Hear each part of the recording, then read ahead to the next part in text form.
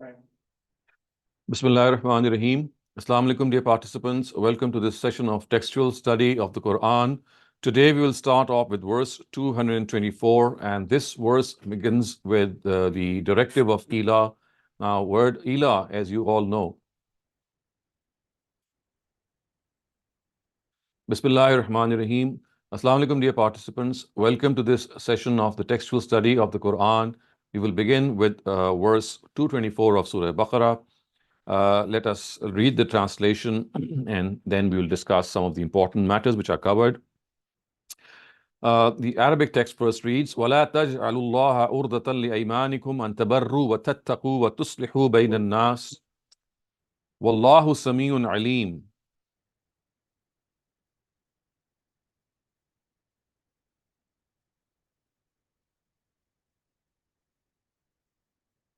لا يؤاخذكم الله باللغو في أيمانكم ولكن يؤاخذكم بما كسبت قلوبكم والله غفور حليم. للذين يؤلون من نسائهم تربص 4 أشهر فإن فاءوا فإن الله غفور رحيم وإن عزموا الطلاق فإن الله سميع عليم. There are certain other issues regarding women as well, so educate yourselves on them also, and for your oaths, do not make the name of God an obstacle to deal kindly with others, to observe the limits of God, and to make peace among people. And be informed that God hears all and knows all. So you can see this parenthetical insertion, which is found in the translation of Ustaz Ghamidi, which is slightly a longish one.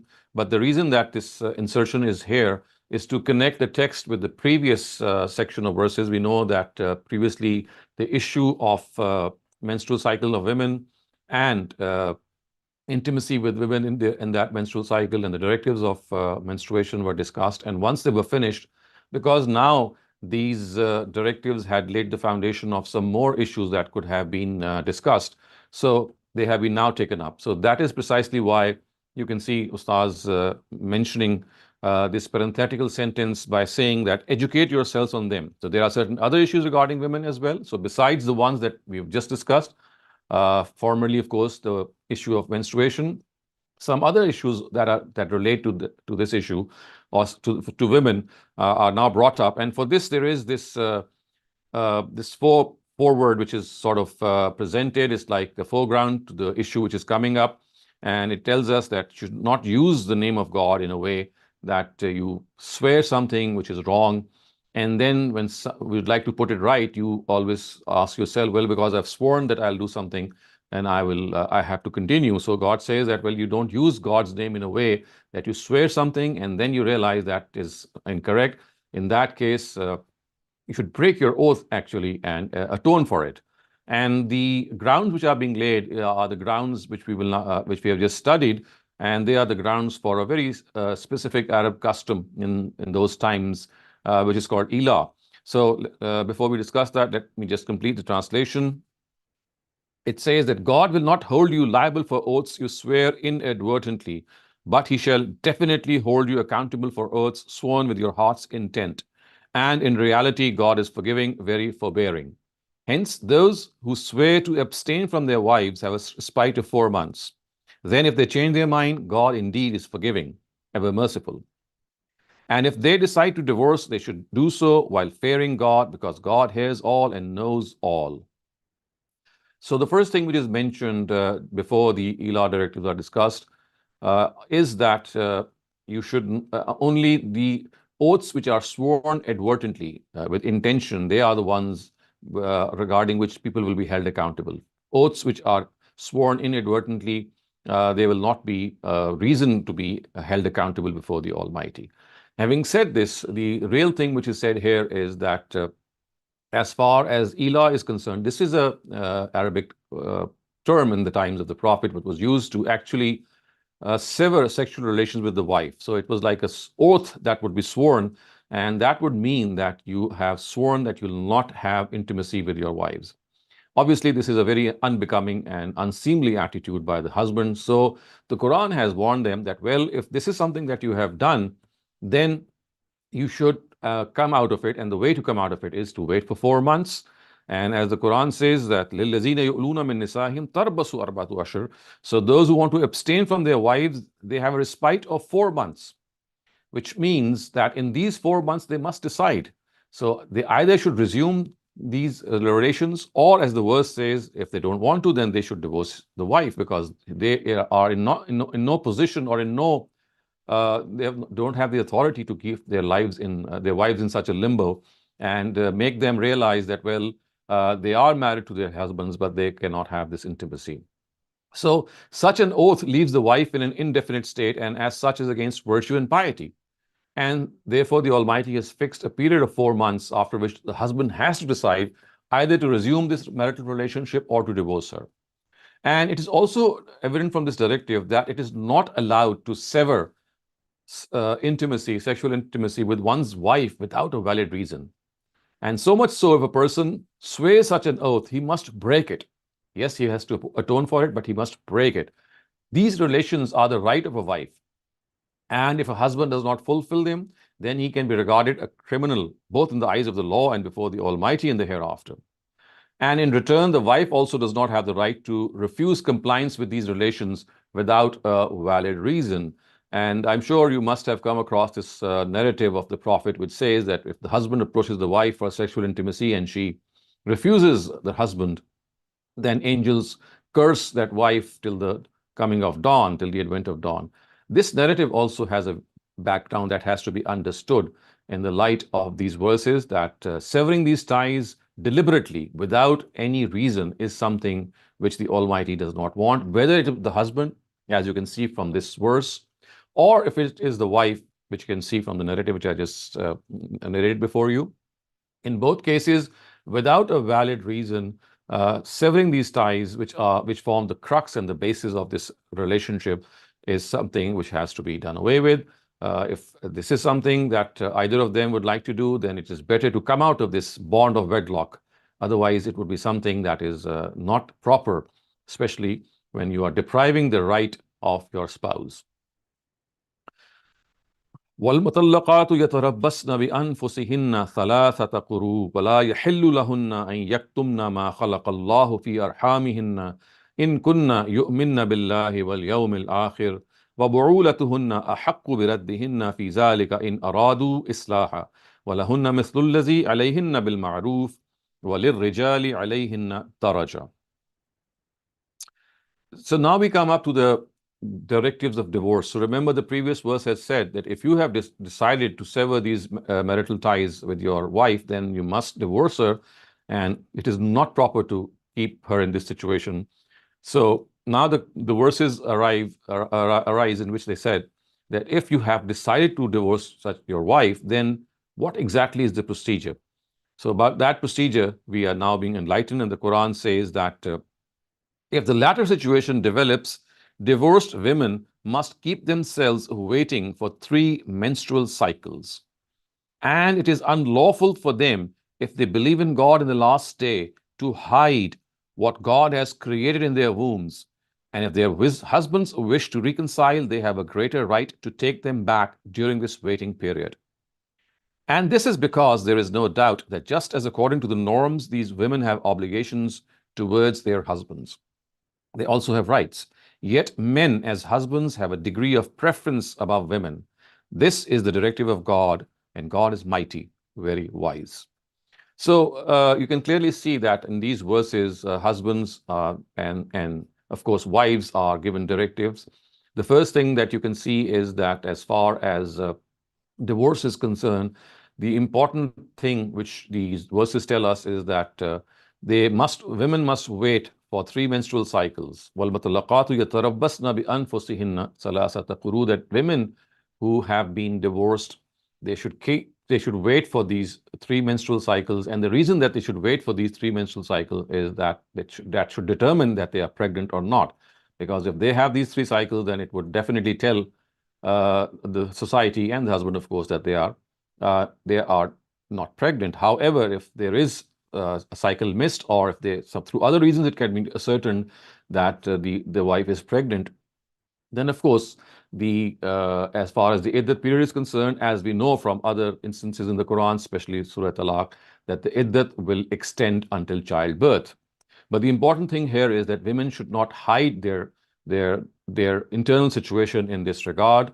And the important thing also is that as far as men are concerned, they must know that they have to divorce their wives whenever they need to divorce their wives. It has to be in the period of their purity, in which they haven't had any intimacy with their wives. And one thing that we'd like to note here is the use of the word quru. So quru basically is the plural of qar'un, and it means both the period of menstruation and also means the period of purity. So it's a word which has both meanings and had opposite meanings, because because every period of purity is followed by a period of menstruation. So it's like one following the other, and therefore both meanings of this word exist. However, Ustaz Ghamidi and his predecessor, Ustaz Amin Hassan Islahi, have preferred that the word qar should be interpreted as menstruation. It could have been interpreted as period of purity as well. But since the issue is to find out whether a lady is pregnant or not, and for that, it's the period of menstruation which tells us, because as soon as a woman menstruates, we would know definitely that she's not pregnant. So therefore, they understand this word to mean menstruation. And hence it is said that they should wait for 3 menstrual cycles. And of course, وَبَعُولَتُهُنَّ أَحَقُّ بِرَدِّهِنَّ فِي ذَلِكَ إِنْ أَرَادُوا إِصْلَاحًا, as the Quran says, that in this waiting period, if husbands want, they can they can ask for their wives to come back to them, they can revoke their decision, and the wife would be with them, of course, as a result. But if the period expires, then the two will stand legally separated. And also, as you can clearly see, the fact is that in this regard, the beauty of these Quranic verses is that they end on a very, very precautionary note, and a very, very important note, and that is وَلَهُنَّ مِثْلُ الَّذِي عَلَيْهِنَّ بِالْمَعْرُوفِ. That is, that just as according to the norms, these women have obligations towards their husbands, they also have rights. So you see, the important thing that we have to understand here is that divorce and the pre-divorce scenario, in which marriage, of course, is something which is going along, both these periods of life, they have rights and obligations. As married couples, both have rights and obligations. And if they decide to call it a day, if they are to end this relationship, then of course, again, the rights and obligations of both have to be kept in mind. But the Quran has made this point here, وَبَعُولَتُهُنَّ أَحَقُّ بِرَدِّهِنَّ. Of course, the fact that the husband can return the wife in this iddat period, because he's the head of the family. And also he says that لِرِجَالِ عَلَيْهِنَّ دَرَجَةٌ, that husbands have a degree of authority or superiority over women. It's not a general statement here. It's like saying that because of the fact that they have been regarded as the head of the family, so here they have to be also accorded this status. And therefore, being the head of the family, they are the ones who are given this authority to untie the knot of marriage as well. And we will study this verse in a couple of, it's just a verse which is down the surah, which says that بِيَدِهِ أُقْتَةُ النِّكَاحِ, which tells us that the husband has tied the knot, and now it is in his hands to untie the knot as well, meaning that divorce has to be initiated by the husband, whether he himself intends to divorce or whether the wife asks divorce. In both cases, both have an equal right to divorce, of course, but the initiation of divorce will take place from the husband. And therefore, these words, لِلرِّجَالِ عَلَيْهِنَّ دَرَجَةٌ, they tell us that men as husbands have a degree of superiority. And this superiority, of course, is not in any way to be understood by way of superiority of gender. That is not the case. It's just a superiority mentioned here vis-a-vis the responsibility.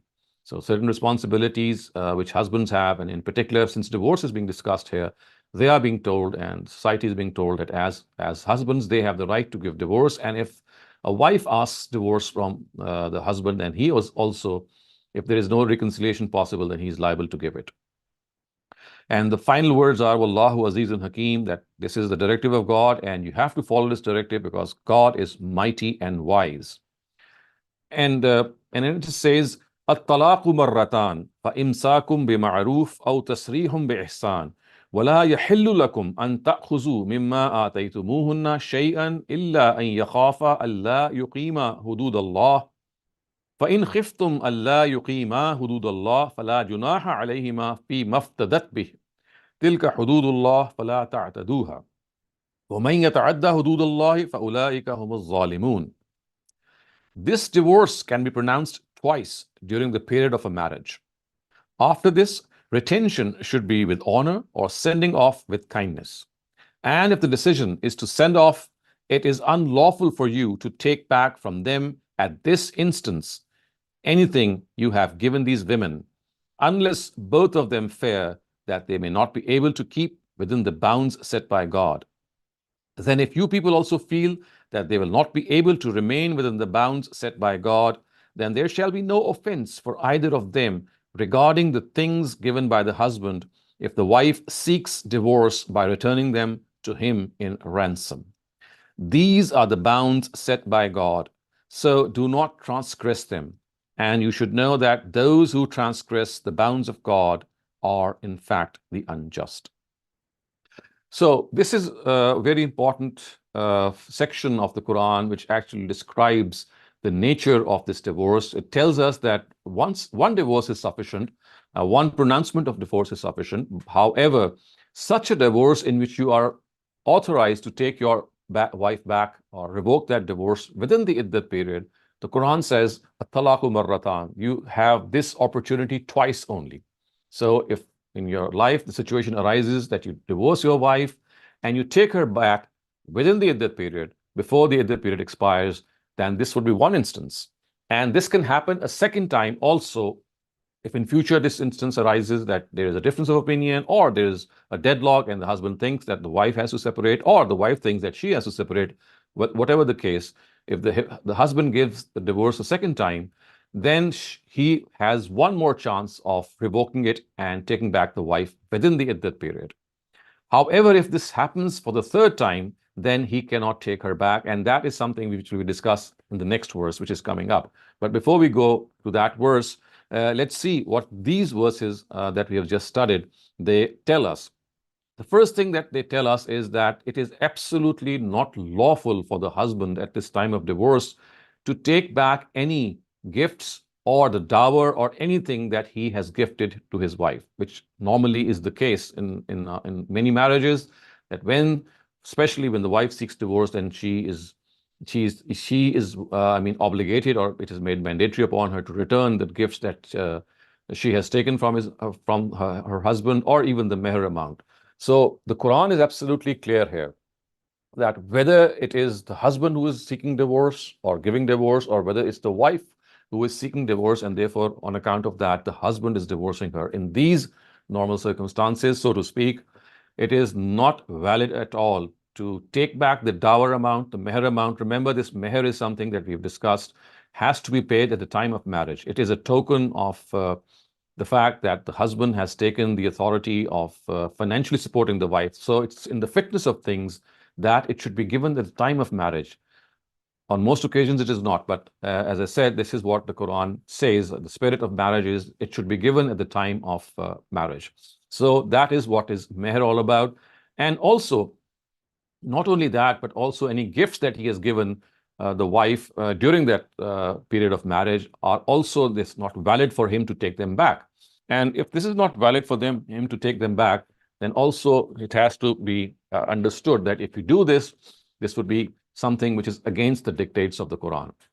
But the Quran gives one exception here, which we can see that I just read out, and that is that if the husband wants to divorce and the wife also wants to get that divorce, both mutually agree that divorce is the only option, and they would be going for that, but the husband is not divorcing his wife simply because he has gifted such large amounts of property or wealth or assets to her that he thinks that if he divorces his wife, he will lose these assets because he has gifted them to his wife and now they are in his name.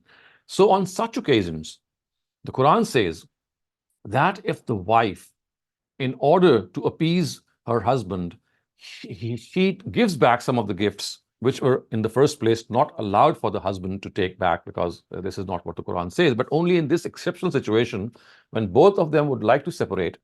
But the only reason for the husband not going forward with the divorce is that he has gifted a lot of assets to his wife. So in such a case, if the wife forgoes those assets, and as the Quran says, by returning them, the words are فَلَا جُنَاهَ عَلَيْهِمَا فِي مَفْتَدَتْ بِهِ, which means that there is no offense on them if the wife returns these gifts as ransom. So it's like a ransom that is called by the Quran. So in such a case, a wife, if she returns her gifts, that is fine. But as is generally the case, that in most countries, or in most third world countries at least, we know that whenever a wife seeks divorce, it is erroneously thought that she has to return every single amount that was given to her. Even the dower is to be returned, which is absolutely not the case. So neither the dower nor the gifts have to be returned. The only exception here is that if the divorce is not taking place because of the gifts that the husband has given her, then she can give back, and it's okay for the husband to accept. And there's, of course, one more instance, or one more exception to this, which is in Surah Nisa, and that is if the wife is guilty of any sexual misconduct. In that case, if she has, as the Quran says, فَاحِشَةً مُبَيِّنَةً, if she has committed adultery or of things of that sort, then of course the gifts that have been given to her can also be taken back. Except for these two situations, absolutely there's no question of any dower or gift that was given to the wife to be taken back at this instance of divorce. Now we go on to the next verse, which will actually tell us that what will happen if this divorce is given the third time. Remember, the two divorces, or the two instances in the lifetime of a person, could have arisen in which he can take back his wife within the iddah period. However, if the iddah period expires, now they are two independent human beings, men and women. They are free to marry. They can choose one another once again. They can remarry, or they can choose someone else. So now they are like free individuals. But within the iddah period, this opportunity of taking back the wife by the husband or given to the husband is only twice. It's just a two-time opportunity. So now the Quran is telling us what will happen if he divorces his wife for the third time. So now he cannot take back his wife within the iddah period. But if they want to marry, then this is something that they have to, there's a procedure laid out which they must follow. And this procedure is now outlined by the very next verse. It says, فَإِن طَلَّقَهَا فَلَا تَحِلُّ لَهُ مِن بَعْدُ حَتَّى تَنْكِحَ زَوْجًا غَيْرَهُ فَإِن طَلَّقَهَا فَلَا جُنَاحَ عَلَيْهِمَا أَن يَتَرَاجَعَا إِن زَنَّا أَن يُقِيمَا حُدُودَ اللَّهِ وَتِلْكَ حُدُودُ اللَّهِ يُبَيِّنُهَا لِقَوْمٍ يَعْلَمُونَ. Then if a husband, after revoking divorce twice in the same marriage bond, divorces his wife for the third time, she will not be lawful to him now unless she weds a husband other than him. But if the second husband also divorces her, it shall be no offense for the first husband and wife to return to each other if they think that they can now keep within the limits set by God. Such are the bounds prescribed by God, which he is making plain to those who want to gain knowledge. So you can clearly see what the Quran is telling us here is, if this situation arises for the third time, that the husband has now divorced his wife for the third time because of any reason, any valid reason, then he cannot take back his wife within the period, as was the case with the previous two instances of divorce. Now there is a whole procedure laid out, and that is that woman will now marry someone else. And then after naturally arisen circumstances, if that husband too divorces that wife, now she is allowed or lawful for the first husband, and not for anything less. And the reason that this whole procedure, as you can see, has been laid down is that divorce should not become a mere child play. And every time you divorce your wife and you take her back in the period, and then you start doing it again and again. So you just have these two opportunities. On the third instance, then there is this big gulf that has been created by God, that now if you want to remarry, the situation will only be possible if that wife marries someone else, not out of any planned strategy, which we often see in our own countries, that there's a planned marriage which takes place, and what we call as halala, in which there is a planned arrangement between some other husband who marries that woman for a night and then has intimacy with her, because that's another thing which our jurists think that is essential.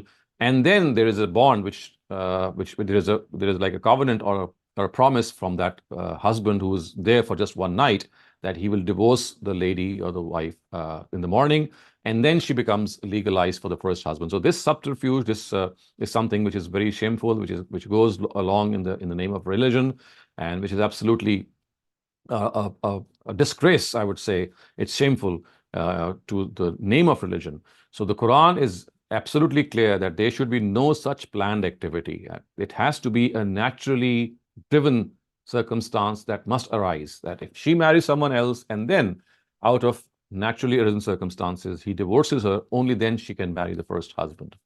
The issue of halala has been discussed elsewhere by me. We are also studying the social sharia in parallel, so we've just discussed that as well last week, and we have seen that how a certain narrative has led to this understanding that if the lady marries her husband, the second husband, and she would like to come back to the first husband, then it is essential that she should have her marriage consummated. And this is also planned, and precisely this is what we call halala. And we have also discussed how absolutely baseless, and it has no foundation in the Quran. It has been erroneously understood, and that hadith has become the reason of that understanding. Whereas I have discussed that how this hadith is actually talking about something which is the entire opposite of what has generally been understood. So now, before we go on to the next part, the directives of divorce are still continuing in the next verses, but because of the fact that they have reached a certain point here in which we can now discuss anything that you'd like to know regarding the procedure of divorce, regarding the iddat issue, and regarding what will happen once the divorce is also given. So please raise your questions if you have them. Thank you, Dr. Saleem. Our first question asks, is there a reason why the husband is forbidden to approach his wife after he did talaq and put her into iddah, since she's still his wife? So the reason is that, of course, if he consummates the marriage or he goes to her, then that would automatically mean that he has taken her back. So he can do that, but that would amount to revoking his divorce. Thank you, So Dr. yes, the Quran tells us that they have to live in the same house, as we've studied that. But if living in the same house results in that intimacy, then the divorce that he has given her would be revoked, and they will live again as husband and wife. So this is like an expression of revocation. Thank you for that clarification, Dr. Saleem. Imran, please go ahead. Assalamu alaikum, Dr. Shezad. Thank you very much for the explanation. Just a quick question about, during the time of Umar radiallahu anhu, he changed the rule because people were abusing it, like you mentioned. So he made it like 3 talaq means 3, even if you give it at once. So my first part of my question is, why the subsequent khulafa or the leaders not revoke that ruling of his? Especially in this day and age, people are very impulsive and they just say 3 talaq at once, and which is not based according to the Quran or the Prophet's hadith. That's first question. And the second is that temporary marriage, like misyar or muta, which is used, quite wrongly. Your thoughts on that, if you may, please. Thank you very much. As far as the directive of Umar who is concerned, he was a powerful and towering personality. And when he gave this administrative directive, it was, of course, adopted at the state level. And it seems that in the first couple of centuries, there became this consensus by all the famous 4 Imams of the Muslims, Abu Hanifa, Shafi, Malik, and Imam Ahmad bin Hanbal. All of them, they agreed that yes, once these 3 talaqs are announced, they are pronounced in one go, they shall be implemented. Whereas we very well know that Umar actually did so in order to warn people that they are misusing this. They would pronounce 3 divorces, and then they would say that, well, I did not intend to give 3 divorces, and I just intended 1. So they were making fun of this directive. So basically, Umar said that, well, nothing doing now. I'm going to implement whatever you're going to say. So unfortunately, this administrative decision was not interpreted in the way that it should have been interpreted, and because in the first few centuries, they took place this consensus between the four imams that this continued. And it was only in the 7th century, in fact, in the later part of the 7th century, when Ibn Taymiyyah, he actually challenged this contention. He said that, well, this is not the correct import. And as far as these three divorces are concerned, they shall be considered as one, because basically they are deviations of the law itself. So it was him who actually, for the first time in so many centuries, said that, well, this is not the purport of the Quran, it is the understanding of and that too, not an understanding, it's basically an administrative directive. And this administrative directive should not continue in time, especially when people become ignorant of the whole methodology of divorce, and also when they are not in a position to give it in the right way.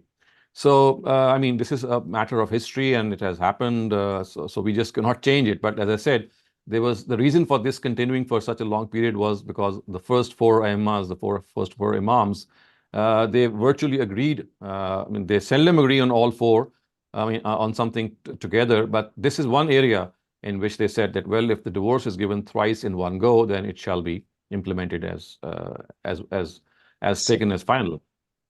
As far as your second question is concerned, misyar and muta. So muta is basically nothing less than prostitution. I mean, it's just a way of personal pleasure that has been, adopted by a certain section of people. It has absolutely no basis in the Quran or any authentic narrative of the Prophet. It was a practice which originated in pre-Islamic Arabia, and it was immediately proscribed in the Meccan period, when the Quran says that the only way that you can have sexual relations with someone is either if she's your wife, or if she, in those periods, because slave women were there, or if she's your slave woman. Other than that, you cannot have any sexual relations. This is as far as muta is concerned. But misyar is something which is totally different. It is not a temporary marriage. It is also not for pleasure. It is a marriage in which the wife forgoes her rights and says that, well, I am not going to charge you, or I'm not going to hold you responsible for supporting me financially, which is your responsibility as a husband. I have enough of my own. All that I need is companionship. So I forgo this right that your obligation to me, that you support me. I'm going to support myself, and so therefore, if you just provide me with your companionship, that is fine with me. So this is like a situation in which certain rights are in this way forsaken by the wife herself, and this does take place in the world. And the reason for that, of course, is understandable, that many a time women who are maybe very wealthy, or maybe they are very talented, or there could be other reasons, they don't find a suitable match. And they, as a result, settle for this compromise, that they either become a second wife of a person and don't put any obligation on him, or, as I said, even if they are not second wives, they are first wives, first wife of someone, they would just say that, well, we just want this companionship and we would not like you to support us. So that is what is misyar, and that is perfectly okay, I think. And in a lot of situations, it's a solution to a problem. But muta, as I said, is something which is absolutely proscribed, prohibited. And very earlier on in Surah Ma'arij and Surah Mu'minun, which we know are all Meccan surahs, it has been said that any sexual relationship with the wife can only be through marriage, or, as I said, in the case of the Arabia of those times, just with slave women. But as far as today is concerned, because there is no issue of slavery left, so therefore sexual relations can only take place with the wife. And as I said, they have to be through the agency of nikah. And that is why we find that in our pre-Islamic times, there are two separate terms for women who would indulge in muta. So the women who would be who would take place. If any union would take place because of muta, then that person or that woman would be called a mamtua. So mamtua is a woman from whom this muta has taken place. But on the contrary, women with whom nikah would take place were called mankuha. So mamtua and mankuha. So the only possible legitimate relationship with someone, with a woman, is through nikah, and your wife would be called a mankuha. Mamtua is something which is absolutely prohibited. Thank you very much. Dr. Shezad, you mentioned that most of the rights that the men have in the family are because they are the provider, like ar-rajaluna qawwamun 'ala nisa, but also we read it today, they have the right to divorce and they have right to take back and all these things because they are the provider in the Islamic law. But if a wife, due to whatever reasons, whether she needs a husband or she is, like you said, is self-sufficient, if she is able to take care of everything, then the question arises, then the husband still carry the same authority that Islamic law provides him. Yes, he does, because you see, this is not just one reason because of which he has been accorded this authority. It's not just because of financial obligation that have been imposed on him. So the Quran actually spells out two reasons for this position of head of the family being accorded to the husband. It says, "Ar-rijalu qawwamuna 'ala nisa." Men have been made head of the family, guardians of women. Bima faddalallahu ba'dahum 'ala ba'd, because they are more blessed or more superior to them in this respect to take this position as the head of the family. Bima faddalallahu ba'dahum 'ala ba'd, because in this particular area, to take a decision and to be a person who can drive a family or conduct a family, men generally, so of course there are exceptions, men are more suitable for this task. This is one reason. And the other one is وَبِمَا أَنفَقُوا مِنْ أَمْوَالِهِمْ, because they are financially liable for their wives. So it's not just financial liability which makes them or which gives them this authority. It is being suitable for this job as well, psychologically, physiologically, and you can say as a male gender. So these are two reasons. However, having said that, I mean, if there is an agreement in which a wife would like to say this, that, well, I mean, you end up with a separate agreement between a husband and wife, and you say that, well, in such a case, divorce, the right of divorce will be given to me. The wife says that whenever I would like divorce to happen, you shall not refuse. That is absolutely fine. And I think that is what today is also the need of the hour, that if women would like to seek divorce for any reason, they should still follow the proper procedure. They would ask the husband to give that divorce, and the husband should not dilly-dally in any case or in any way. Yes, there could be some reconciliation time given, like, for example, a couple of months. But if after this reconciliation time, there's no possibility of any reconciliation, then on the demand of the wife, the husband is bound to give that divorce. So I think if this procedure is followed, which is in the fitness of things, in the fitness of the spirit of religion, the wife will have an equal opportunity to get divorce, and the husband will only be the initiator of divorce. That is the only thing. I see. My apologies, but thank you very much for explanation. You must have read that Abdullah bin Masud could not afford to pay for his wife and the family, but the wife was wealthy. So Prophet ﷺ allowed her to give her the zakat money to Abdullah bin Masud. So, and then he was, she asked Prophet ﷺ, can I give the zakat money to my husband, because he's responsible for paying for the family, and because he's poor, he doesn't spend enough money.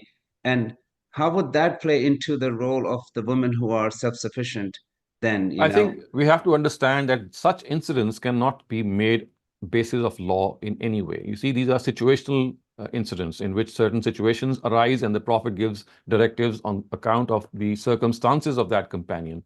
In no way can such incidents become an example for making a law. They are not a precedence.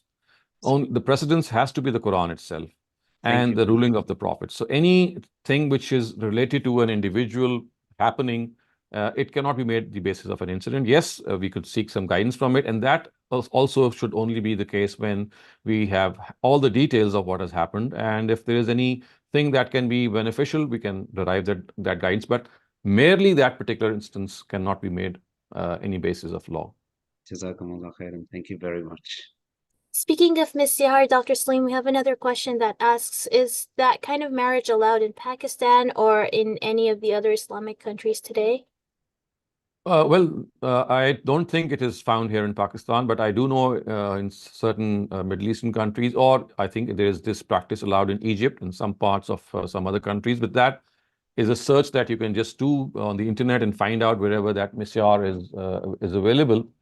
And even if it is not there, I mean, this is something that it is an agreement which is between the husband and the wife. So it's like a normal nikah. I mean, this is something which people need to get educated on by themselves, that whether there is this law or not, you don't need a law actually, because it's like a normal nikah. It's just like a normal nikah. The only difference is that on this such an occasion, the husband is not going to support this wife. So it's like an agreement, which is a personal agreement made between the husband and wife, I and she think will it, not. sorry, please go ahead. So if that agreement is it goes forth soundly between the two, it's absolutely fine, because basically nothing has changed. I mean, the rights are the same. The only thing is that now the wife is not demanding any amount for her support. So that is, I mean, because the nikah is to be registered in the normal way, because it is to be something which is to be conducted in the same way. So there is no need for a separate law for that, in my opinion.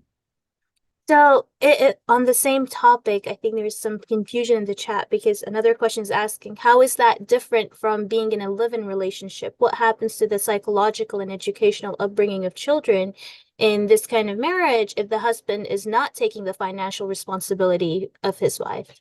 So you see, this is a compromise situation, remember, and this is not an ideal situation. It's like a compromise, and this is particularly for women. I mean, this is for the benefit of women. Which I just gave you an example that times women, they are not able to find suitable matches because either they are extremely talented or they are very well educated and they don't find a match for them, or it could be any other reason in which they have passed their marriageable age. So they would like to marry, but they at times they would not find a spouse who would be able to support them. So ideally they should find someone who would be able to support them. So when they don't find such an instance, all this law does is that it gives them this right that, well, if you can find someone who is not able to support you, but he is still able to give you companionship, then okay, that is fine. So that's just giving up your right, giving up a certain right that you enjoy. So it's not an ideal thing. It's like a compromise situation. So what the wife would be thinking at that time is that at least I'm getting companionship from someone. At least I have that psychological sense of protection. I can live with that person, even if I am not going to spend from whatever he gives me because of reasons I just stated. So I think that it's like a second best option. It's not an ideal thing. Thank you for that, Dr. Saleem. What about the children in the marriage? The children are the children, the way they are. I mean, they have the same rights. There's nothing going to change. So yes, this could play down a little badly on their psyche when they know that their father is not supporting them. But I think they have to prepare their children for this purpose. I mean, for this whole scenario, they can tell. I mean, the wife can tell or the mother, to be exact, she can tell her children that, well, this is how we have married, and I have taken the responsibility. And so therefore, your father is not to blame because I never asked from him, and he's someone who is also not able to do so. So it's like preparing your children for this. And I think if they are properly prepared, they are mentally told that this is how things are. So as I said, it's like a second best option. It's not an ideal thing. So this is something that might still affect their psyche. But I think that considering the fact that this is something which is not an ideal thing, and it's a second option, I think we have to realize that it will have certain shortcomings which would not be overcome. But then, as I said, if you educate your children in the right way, it might work. Thank you, Dr. Saleem. Bismillah, Tirmizi Ahmed, please go ahead. Assalamualaikum, Dr. Saleem. So my question is in continuing with the question that your last caller asked, the last one. What about in the instance of khula? So at the time of the nikah, if the girl has they take off that the girl has the right to divorce, then she can't take it. The husband has to allow it. How does that play out? So I just explained that earlier on, that the initiation of divorce will always be from the husband. If the wife seeks divorce, she has an equal right to divorce. The only thing is that she will ask her husband to divorce her. And the husband, of course, can be given time for reconciliation or anything that he might like to do in order to mend the things that have broken. But if that doesn't happen, then he would be bound to give divorce because the wife has an equal prerogative to seek divorce. I mean, both have an equal right to divorce. The only difference is the procedure. A husband, when he would like to divorce, he can pronounce divorce. A wife, when she would like divorce, she would demand divorce. In both cases, the initiation would be from the husband, but the husband cannot dilly-dally or delay matters if the wife would like divorce. Yes, there are certain laws in certain countries which actually are humiliating at times for the wife. But if you look at the Quran, and the spirit of the Quran is that if the wife would like divorce, she can have that divorce. The only thing is that it has to be initiated from the husband. So I do know of people who the girl asked and the guy refused, and then it had to go to So the court. So yes, basically, in it can that be case, delayed. yes, in that case, then the marriage bond will be annulled by the court. And in Arabic, we call it tansikh nikah, which means that now it will be mansukh, or it will be abrogated by the court. So if the husband is not willing to come forward, which is a shame and a pity, then the court will step in and just cancel the nikah. Okay, thank you. Thank you, Dr. Saleem. Another question asks, are there any evidences on kinaya, or a man telling his wife that he loves her, but he has the niyyah of talaq? I'm sorry, I could not understand or hear the question properly. Could you please Oh, repeat it? it says, are there any evidences on kinaya, or a man telling his Kinaya. wife, yes, or a man telling his wife that he loves her, but has the niyyah of talaq? I'm not sure if I could get the question. Is the person asking that that he would like the divorce, he would like to give that divorce, but his love for his wife is stopping him, or what exactly is the meaning of the question? Rather, he's saying that a man telling his wife that he loves her, but in his head, he subconsciously or he consciously wants to divorce her. I'm not sure what kinaya is, so I can't comment on I that. mean, this is something which this could be a psychological situation that which a person might be facing, and I think he should not succumb to these psychological suggestions. If he loves her, he loves her. Whatever might come in his mind, that is something of it could be an hallucination, it could be a bad thought which can come to any person. He should just ignore it. Thank you, Dr. Saleem. Shabnam, please go ahead.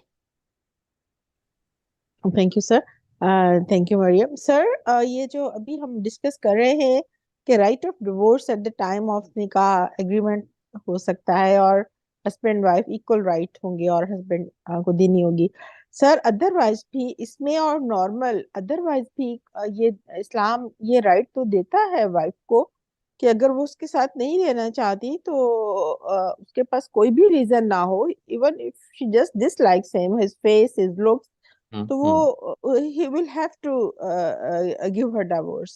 तो sir Right. इसमें और उसमें क्या फर्क है दोनों में? There's no difference. I mean, the only difference is in the procedure. So I mean, the wife cannot pronounce divorce the way a husband can.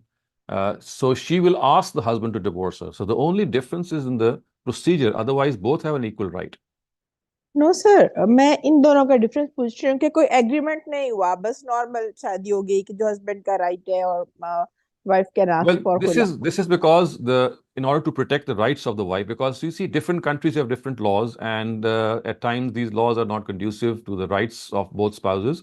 So I think it's like a protection which is given to the wife, that she will not be left indefinitely in any refusal from the husband, because if she demands divorce and the husband doesn't give her divorce, so there are certain countries in which laws are such in which this procedure can be really it can really go to great lengths, and for months and years she might need to wait.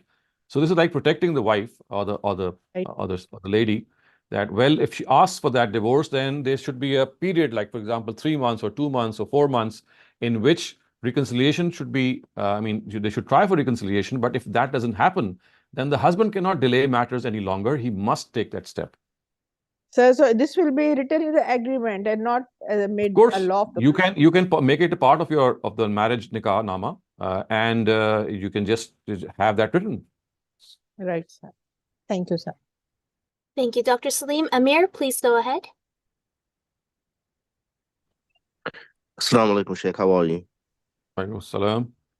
Okay, yes. So I was asking, like, as far as, because I've heard through like some fiqh studies that if a man was to tell his wife any kind word, not just that he loves her, but any kind word at all, but in his heart he's actually, like wanting to divorce her, that this would also count as a divorce. So I was asking, is there anything No, I think proof-wise this for is just overstretching your mind. If he would like to divorce her, he should divorce her the proper way is. So any intention that he has in his heart has nothing to do with this. I mean, it is to be ignored totally. So, I mean, if he would like to divorce her, what's stopping him from taking the name of divorce and giving that divorce to her? Yeah. And if he's not giving it, I mean, it only means that he is having those thoughts which should just be ignored. Okay. Thank you very much, Dr. Saleem. That was it for all the questions for now. Okay, now let's move ahead. وإذا طلقتم النساء فبلغن أجلهن فأمسكوهن بمعروف أو سرحوهن بمعروف ولا تمسكوهن ضرارا لتعتدوا ومن يفعل ذلك فقد ظلم نفسه ولا تتخذوا آيات الله هزوا واذكروا نعمة الله عليكم وما أنزل عليكم من الكتاب والحكمة يعظكم به واتقوا الله واعلموا أن الله بكل شيء عليم. And when you divorce women and they reach the end of their waiting period, either retain them with kindness or let them go with kindness, and never retain them with the intention of harming them, so that in this manner you commit excesses against them. And you should know that whoever does this will only be unjust to his own soul.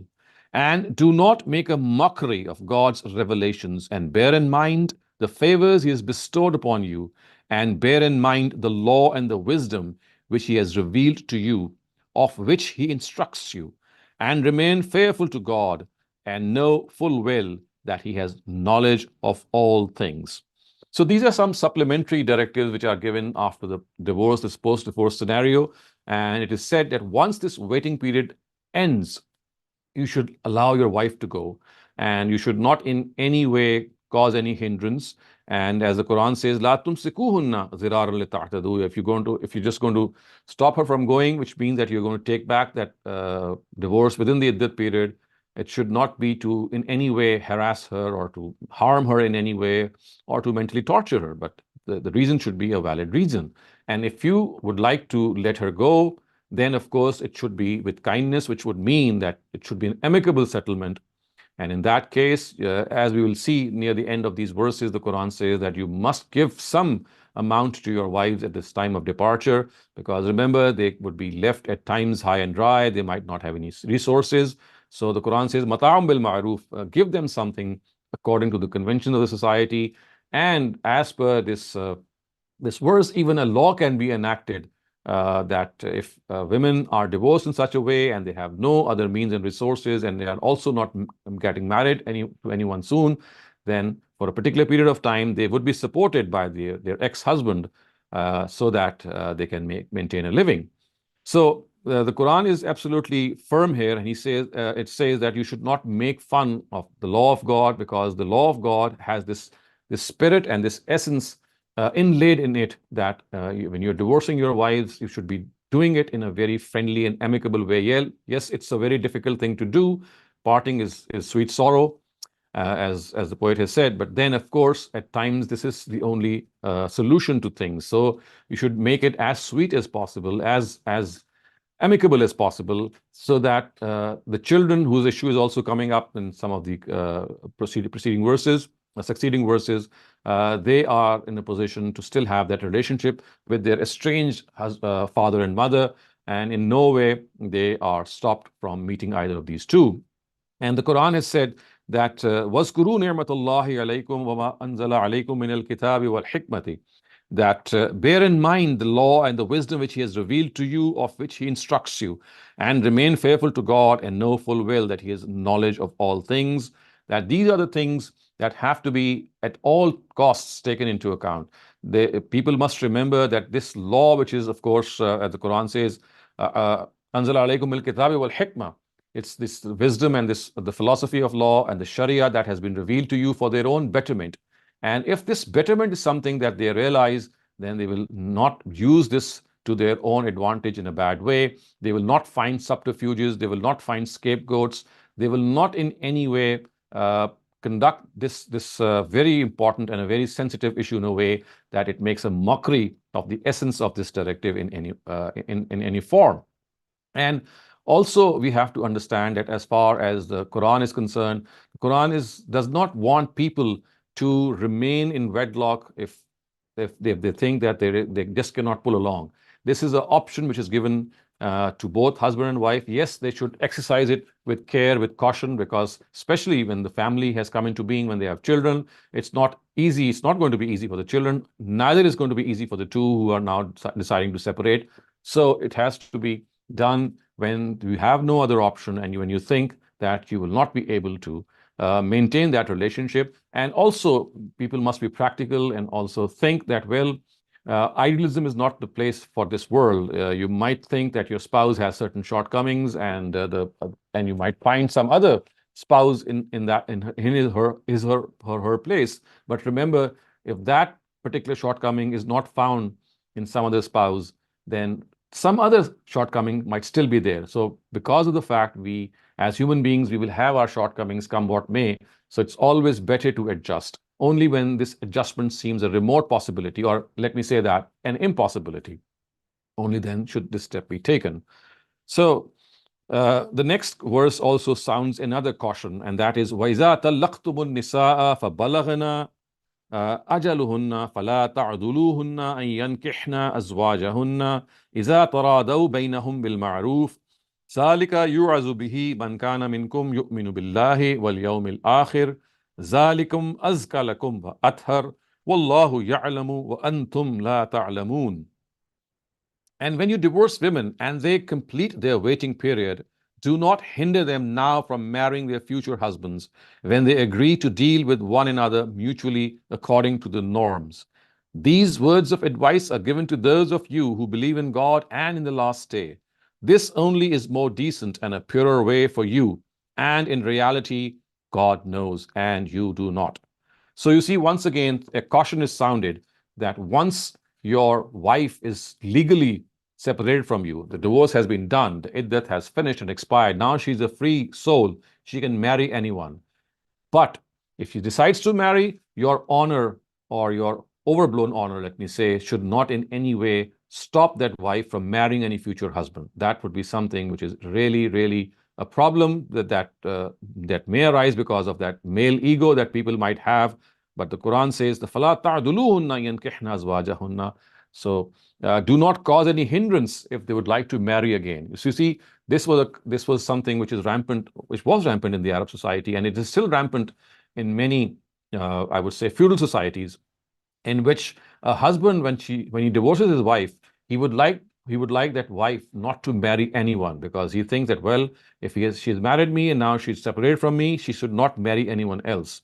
The Quran says this is absolutely unfair. You don't have this right. If she would like to marry, you cannot stop her, because she's a free soul once you have divorced her, and you should not take this pretext that because she was my wife, now she cannot marry any other person.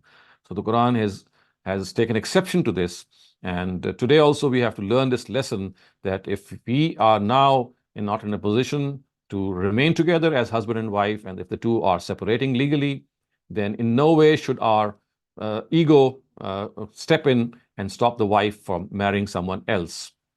And the Quran is absolutely clear here. And the Quran has said that Zalikum azka lakum wa athar, that these words of advice which are being given to you, they are given to you because they are azka lakum wa athar. They are for your own purification, your inner purification. Remember, every directive of religion, the purpose of every directive is this inner purification.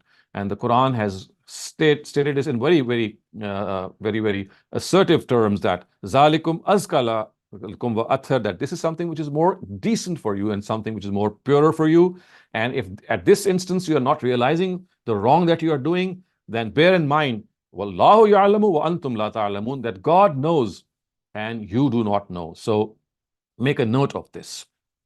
So next we are coming up to the directives which relate to the infants, which are of course as a result would be affected by the divorce. So in that case, especially infants which are being breastfed by the wife, what exactly are going to be their directives? So we are just going to see them now, and that is وَالْوَالِدَاتُ يُرْضِعْنَ أَوْلَادَهُنَّ حَوْلَيْنِ كَامِلَيْنِ لِمَنْ أَرَادَ أَنْ يُتِمَّ الرَّضَاعَ وعلى مولود له رزقهن وكسوتهن بالمعروف لا تكلف نفس إلا وسعها لا تضار والدة بولدها ولا مولود له بولده وعلى الوارث مثل ذلك فإن أرادا فصالا عن تراض منهما وتشاور فلا جناح عليهما وإن أردتم أن تسترضعوا أولادكم فلا جناح عليكم إذا سلمتم ما آتيتم بالمعروف واتقوا الله واعلموا أن الله بما تعملون بصير. And after divorce also, mothers shall suckle their offspring for 2 years, for those who desire to complete the term. And the child's father in such a case will have to bear the cost of their food and clothing according to the norms. No one should be burdened beyond his means. Neither should a mother be harmed because of her child, nor a father because of his child. And his heir shall be responsible in the same way.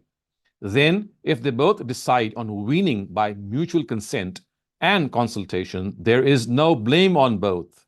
And if you decide to engage someone else to suckle your offspring, there is no blame on you, provided you pay the mother what you promised her in accordance with the norms.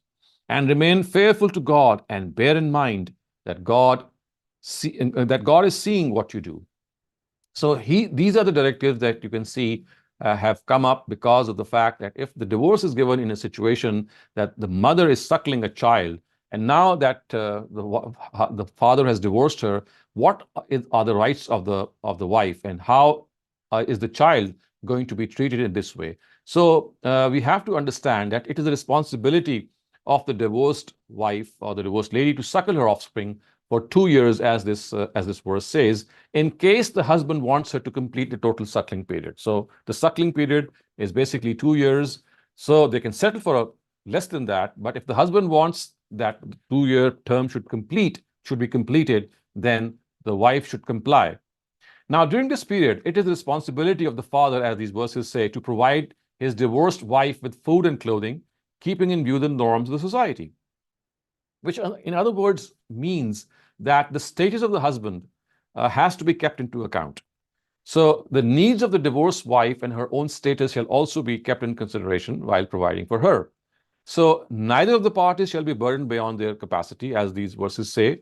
So a mother shall not be harmed in any way by taking advantage of the fact that she is the mother of the child, nor the father be unduly pressurized in any way on the pretext that he is the father of the child.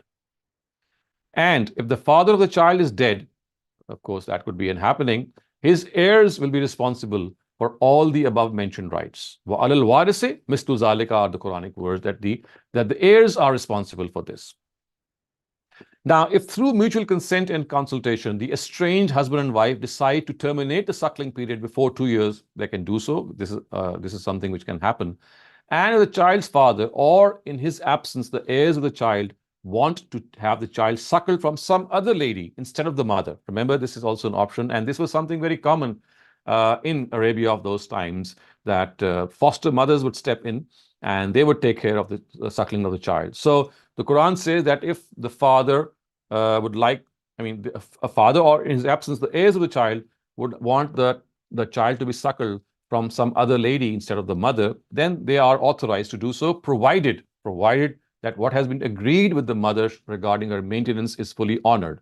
So in this situation, if the mother is not suckling the child, remember, and some other woman has stepped in as the foster mother, but she's not doing so, in that case, it is essential for the father to provide for her during that suckling period, because he will have to maintain her, because it was her responsibility, and that responsibility is now being taken away from her. So in that case, she must be provided for this whole thing. So before I go on, because we still have some I would say tertiary issues related to this issue of divorce, but primarily we have completed the Quranic verses which relate to divorce. If you have any questions regarding what we have studied, please raise them now. Thank you, Dr. Saleem. Shabana Ansari, please go ahead. Assalamu alaikum. वालेकुम अस्सलाम।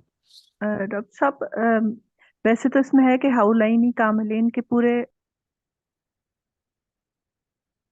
इसकी ये Suckling period जो है पूरे 2 साल है, लेकिन कुछ लोग जो है पता नहीं वो मैंने सुना हुआ है जो कहते हैं कि बेबी बॉय के लिए तो 2.5 साल और बेबी गर्ल के लिए 2 साल। तो ये कहाँ से मतलब चीज आ गई है, जबकि This is कुरान में तो absolutely baseless. I mean, this has no foundation. It is 2 years, whether the infant is a boy or a girl, regardless of the gender of the child, it is 2 years.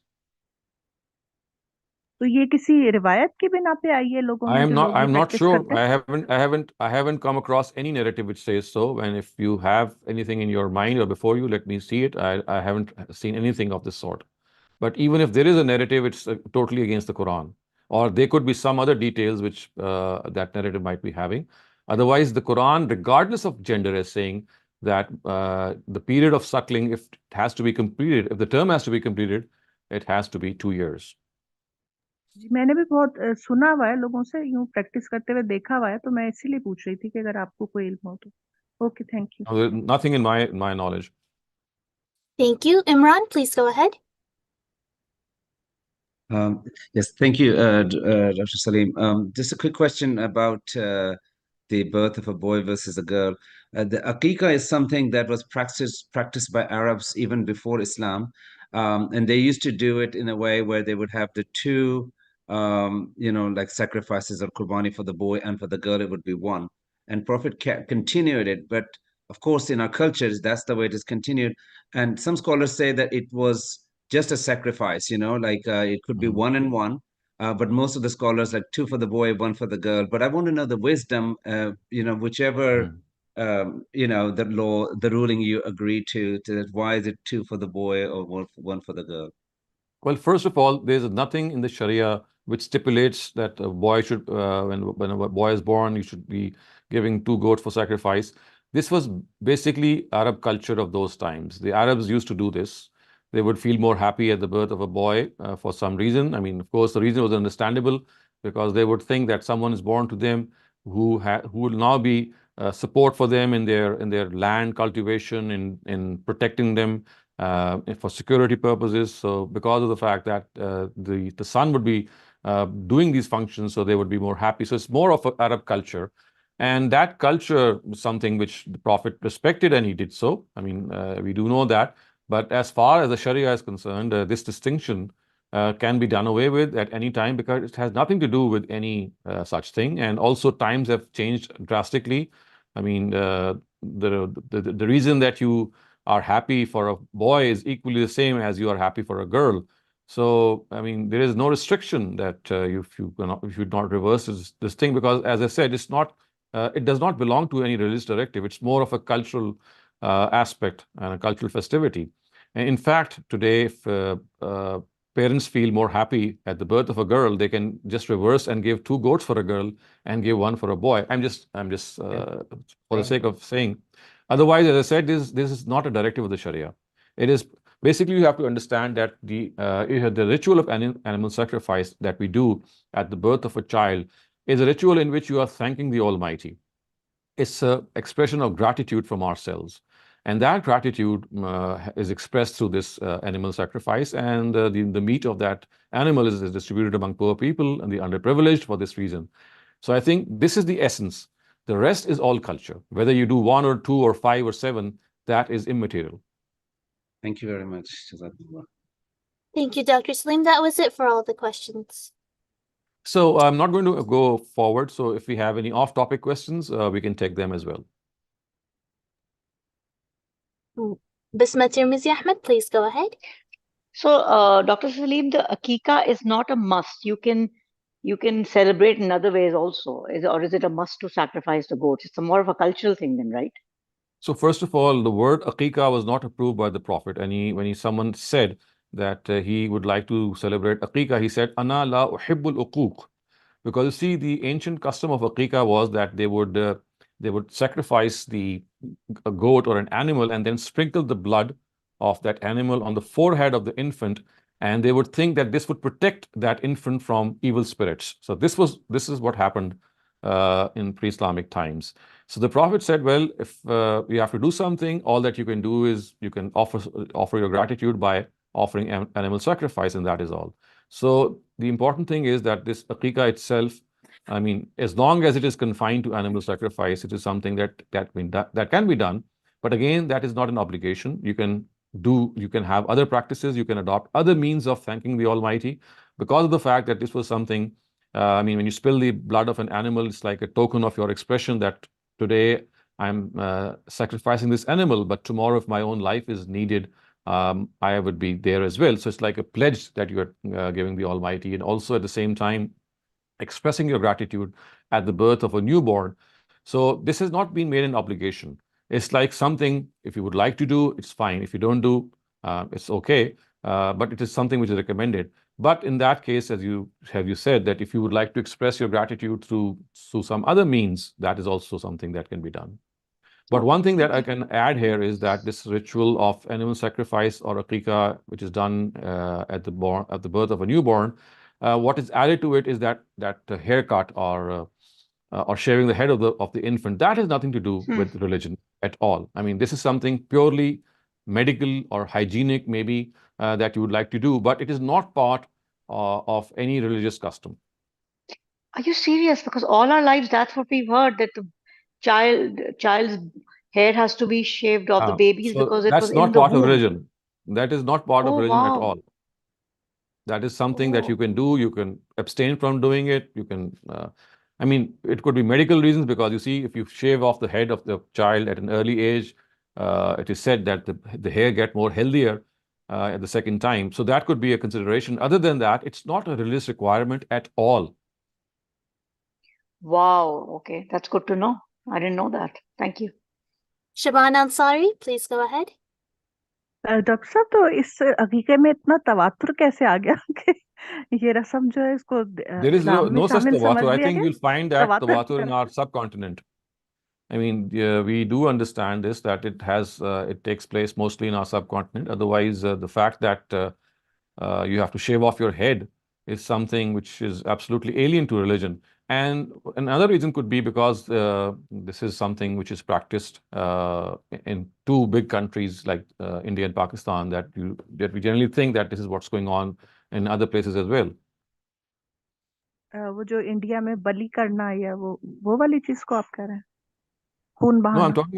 I'm talking about I mean, shaving the head of the newborn and thinking that you have to sacrifice 2 goats for a boy and 1 goat for a girl.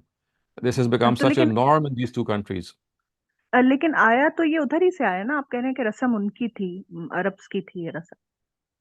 Yes, the Arabs used to think that by sprinkling the blood of that animal, they would be protecting that newborn from evil spirits. तो वही मैं पूछूं ना कि वो उधर तक कैसे आ So, गई, मतलब बड़े सगीर में लोगों तक, इंडिया पाकिस्तान में ये कैसे आ गई है? because you see, the Prophet said that if you want, you can sacrifice the animal. I mean, he did not stop. He said, well, if you would like to express your gratitude, don't call this aqiqah. So you see, the words of the Prophet are, Ana la uhibbul uquq. I don't like this word uquq or aqiqah. Yes, the remaining part of the hadith is that if you'd like to sacrifice an animal to thank God, then it is fine. So you see, this is how it started off. But one thing is that people thought that it had become obligatory, mandatory. So that is something which has to be done away. It's not a mandatory part. And secondly, they think that, as I said, shaving off the hair is part of that animal sacrifice. That has nothing to do with animal sacrifice. That's a cultural addition. शुक्रिया, बहुत शुक्रिया। Thank you. Shabnam, please go ahead. हाँ sir, मुझे marital relations के बारे में ही थोड़ी सी confusion है। कुरान पाक में 2-3 जगह मुझे आयात तो मुझे अब नंबर याद नहीं, लेकिन यहाँ में से पढ़ते जा रहे हैं कि 2-3 जगह जहाँ पर भी आपस में इख्तलाफ का जिक्र हुआ है हस्बैंड वाइफ के, तो अल्लाह कहता है कि ला जुनाहा अलैकुम, कि वो वाइफ कॉम्प्रोमाइज कर ले तो सुलह बेहतर है, तो वाइफ कॉम्प्रोमाइज कर ले तो दोनों पे कोई गुनाह नहीं। इसी तरह ये डिवोर्स में अगर ये बिल्कुल डिजायरेबल नहीं है कि हस्बैंड उससे कुछ ले उसको छोड़ते वक्त, लेकिन अगर वो नहीं दे रहा तो वो ले तो भी दोनों पे तो वो ले ले वापस, और दोनों पे कोई गुनाह नहीं है। तो सर एक चीज को इस्लाम पसंद नहीं कर रहा और उसको ये राइट दे रहा है उसका, तो लोग तो फिर डेफिनेटली इसका एडवांटेज इसीलिए लेते हैं कि जब हमें कोई गुनाह नहीं है तो फिर हम क्यों छोड़ें, जिसको छोड़ रहा है खुशी से तो नहीं छोड़ रहा। तो सर इसको हम कैसे देखेंगे? You see, I mean, you cannot engineer this. It's not like a reverse engineering that you can do. You see, normally when you gift assets or property to your wife, you do in a very friendly way. You are fond of your wife and you would like to protect the rights of your wife, and you would think that, well, if I pass away, there should be something in the hands of my wife. So it's not a planned activity. It's always done with love and affection that the husband would do this. But you see, because of the fact that in spite of what you plan, there could be a situation that arises in which you maybe need to get separated from the husband, or the wife would like or demand divorce, because that's an option that can arise in future. So God says that, well, if this is what is stopping the husband from giving divorce, and the wife also wants divorce, then because it was it was prohibited upon the husband to receive back any gifts at the time of divorce. But if this is what the situation is, that both want divorce, and simply the husband is not giving that divorce because he has gifted so much wealth and property and assets to the wife, that he would think that by divorcing her, he would lose these assets. So in such an exceptional case, she can let go of these gifts. So this is like an Right. exception that is being given or treated by the Quran. Right Otherwise, sir you see, जो कि right sir ये होती तो बहुत misuse है ये permission जो है। और सर यही हम उसमें भी यही देखेंगे कि जहाँ पे अल्लाह कह रहे हैं कि मतलब वाइफ अपनी कुछ राइट्स के ऊपर कॉम्प्रोमाइज कर ले तो दोनों पे कोई गुनाह नहीं, मतलब leather now that is in wife the अपने case of कुछ Meher. rights- So the other area in which this is mentioned in the Quran is in the case of dower. That if the जी wife settles for a lower dower, then of course, I mean, if she settles no for a sir certain amount and the husband is not in a no position to pay that, sir it's not a matter of dower, उसके rights के वो husband के साथ वो रहना चाहती है तो वो दूसरी वाइफ के पास जा रहा है, इसको टाइम और बजट जो उसको जो अमाउंट दे रहा है उस पे वो कॉम्प्रोमाइज कर ले जो राइट्स हैं उसके no, this is not mentioned भी in the Quran anywhere. I mean, this is a option which is given to the wife, and anyone can have this option, but it's not mentioned in the Quran. As I said, the other area in which this la junaha alaykum comes, the mention comes, is in the case of dower. You can see right this in Surah Nisa. However, as I said, if you're talking about misyar, or if you're talking about other things, तो it's like foregoing your rights. Right sir right sir right sir thank you sir thank you I get it thank you Thank you, Dr. Saleem. We have a longer chat question, so bear with me. This one asks, why should we pray 5 times a day or do any of the 4 pillars of Islam if a person is following the commandment in Surah An-Nahl, they're quoting Ayah 90, which Allah says He orders justice and good conduct and giving help to relatives and forbids immorality and bad conduct and oppression. And so on. And so similarly, in a different verse in Surah Taha, Allah says that there is no God worthy of worship except for Him, so worship me alone and establish prayer for my remembrance. So based off of these, why should we remember Allah those specific 5 times of those 5 times, specific 5 times in the days and in a specific way?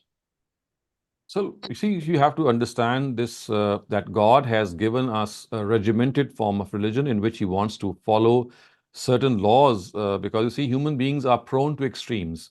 If you don't give laws in worship affairs and worship rituals, either a person will end up doing nothing at all, or he'll become so, so extremist in this regard that you'll find him forsaking this world and just ending up in a forest and living there and not thinking of his rights and duties.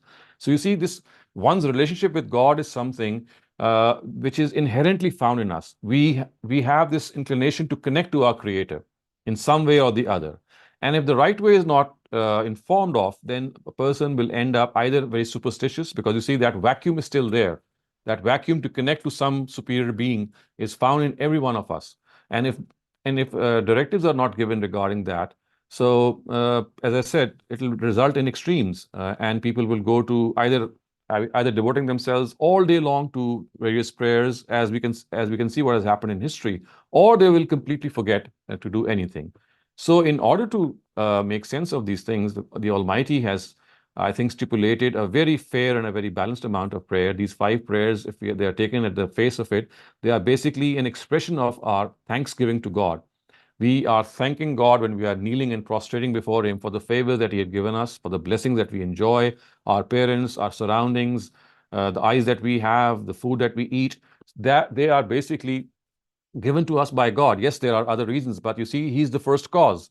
So in order to make us appreciate the fact that we need to thank someone, this prayer is basically an expression of thanksgiving.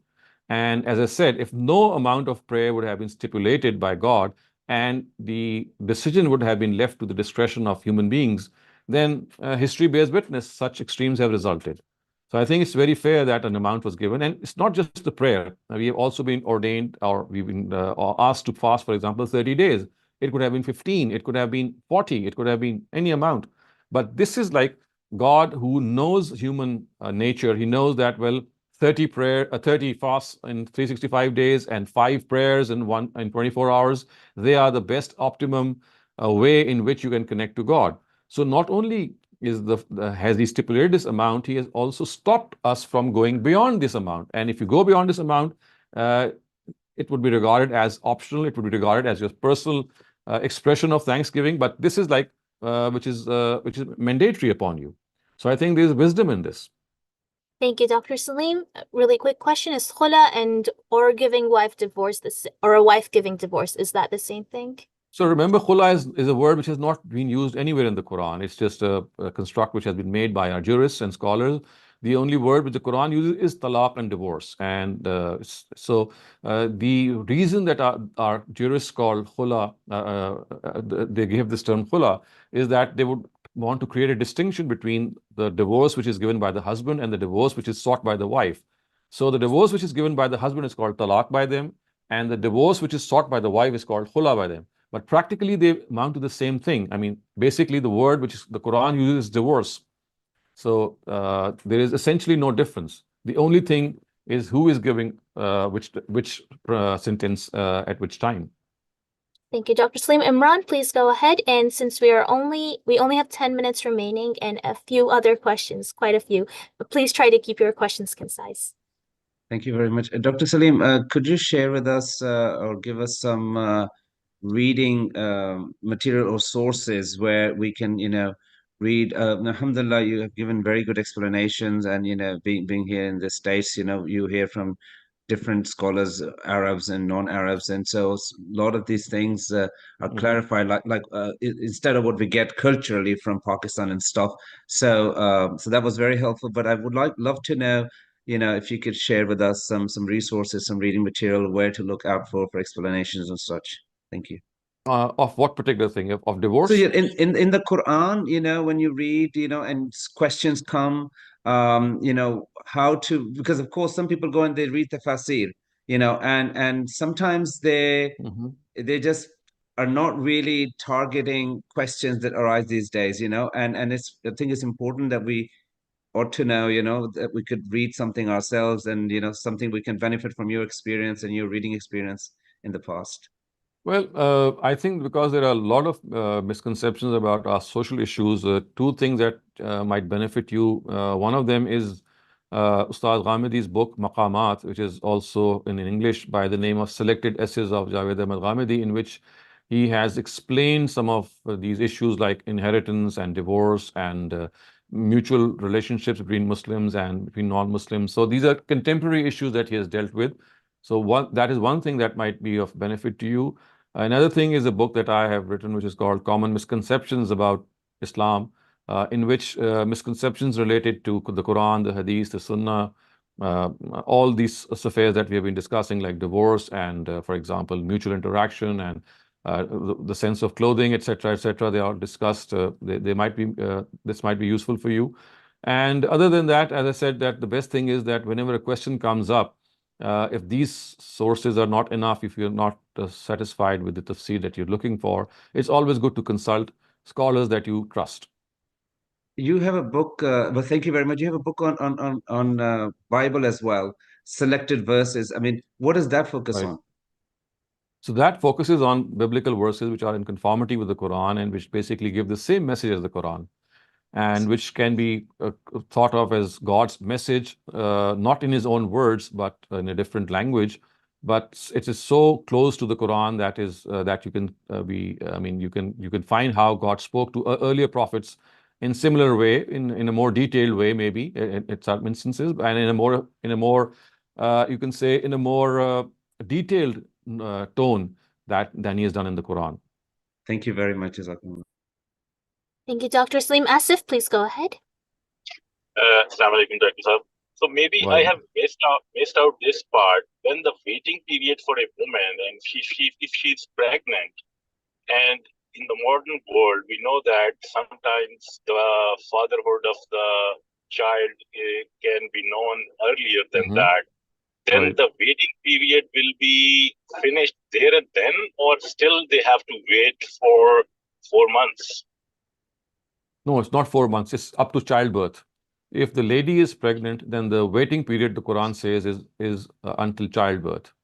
So when the And child if will be born, yes, sorry, so if the child's fatherhood is known, then yes, still have to even wait till then, yes, even then, because you see, in that case, it would become very awkward that the lady is nurturing the child of a previous husband, and now she's getting married to a new husband.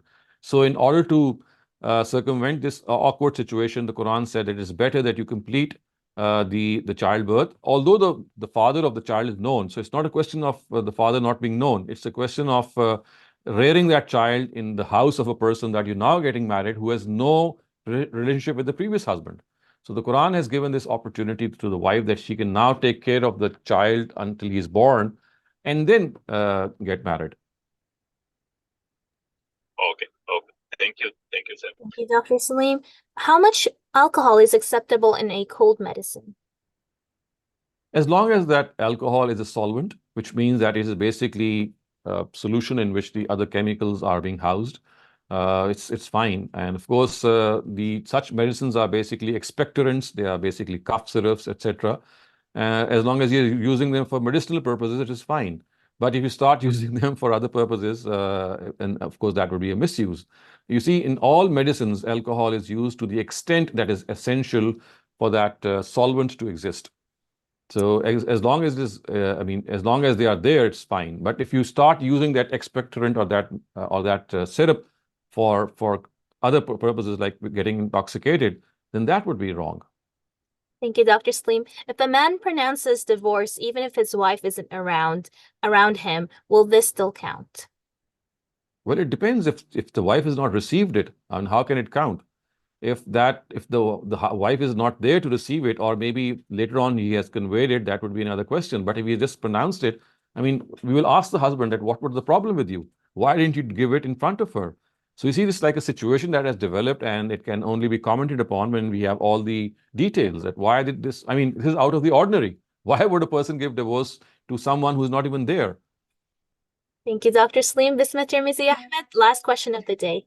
Please go ahead. So Dr. Saleem, my question to you was, why is it that Islam is it's said that it spread on the strength of the sword when all other religions as well did? Like Christianity, there were so many crusades.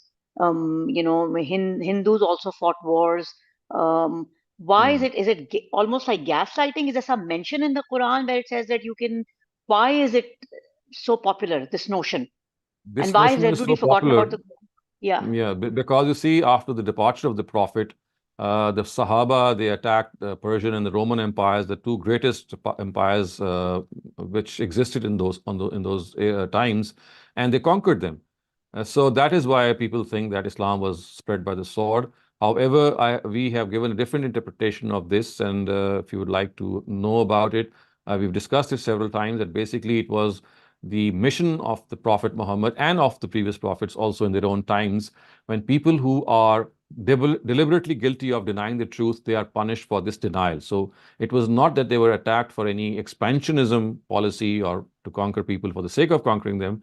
It was basically a punishment given to the Roman and the Persian empires for deliberately denying a messenger of God, whom they were convinced of, and then they did not comply with it. So basically, it's like a punishment given to them, and that punishment was interpreted as if people were being, they were subjugated in the name of Islam. That was not the case, and this is how I can explain for the moment, because this requires a lot of details, and if you need those details, I have a publication on this subject. It is called Playing God, Mistreating a Divine Practice. So this divine practice is mentioned in detail in the Quran, that messengers of God, when their immediate addressees who are in front of them, if their message reaches them, and they are convinced of that message, but they still end up denying that message, then they are punished for this thing.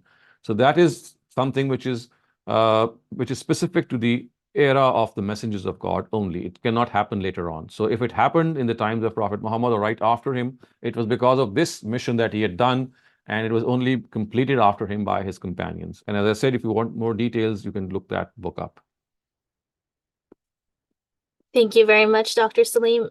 That was it for all of the questions today. Inshallah, see you next week. And thank you a lot for all the clarifications on this very tough subject.